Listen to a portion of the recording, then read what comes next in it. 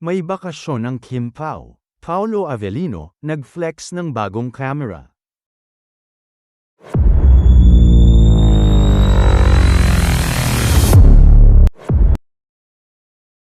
Mukhang may largang bakasyon ang Kim Pao kung ang pagbabasehan ay ang Instagram story ni Paolo Avellino. Kasabay ng selebrasyon sa 20 taon sa showbiz ng kasintahan niyang si Kim Chiu, nag-post si Paolo ng kanyang kamera. Ibinibida nito ang kanyang kamera na ayon sa kanya ay tamang-tama sa trip.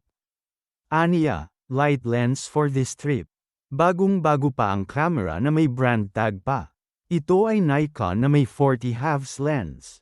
Kakakuha pa lang ni Paolo ng hawak nitong camera sa case na parang amoy na amoy pa ang pagiging brand new nito. Kasabay ng Instagram story na ito ni Paolo ang pag-iimbita niya sa episode ng serye nila Kim Chiu sa araw na ito ng Miyerkules. Espekulasyon lang naman ang posibleng bakasyon o trip. Gaya ng laging sinasabi ng Kim Pao Landia, aabangan nila si Kim sa noontime show nito kung susulpot ito. Pag wala ang presensya ni Kimi sa show, ilan sa pwedeng isipin, may shoot ito ng commercial o endorsement o may travel sila ni Paolo.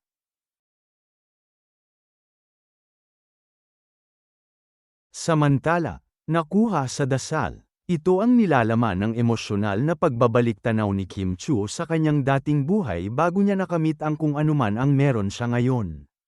Nagsi-celebrate ng 20th anniversary sa kanyang karera sa showbiz si Kimi. Hindi na iwasan ng Chinita Princess na hindi maging emosyonal. At bahagi ng kanyang appreciation post ay ang pag-alala nito sa kanyang nakaraan bago pa siya sumabak sa pag-aartista. Today marks my 20th year in showbiz. Honestly, it still feels unreal. As I sit here and look back, I can't help but remember in being that young girl from Cebu. Every Sunday, my mom would bring me to church either at the Santo Niño Church or Our Lady of Mount Carmel. Most of the time, it was just the two of us. She would always tell me, "Istorya ang Ginoo. Inya siya ansa sa imong ganahan." So I did. I prayed for good grades. I prayed for someone to help send us to school. I prayed for a house we could finally call our own. I prayed that one day we'd never have to keep asking for help. I prayed that I would have enough so I could help my family. Back then, some of those prayers felt impossible. And yet, years later, here I am, living the life I once prayed so hard for. Hindi nakalimutan ni Kim na pasalamatan ang kanyang mga masugid na fans.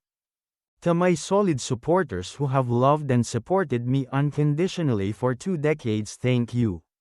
Your time, effort, loyalty, and belief in me mean more than words can ever get expressed. Thank you for growing with me and standing by me through every season of my life.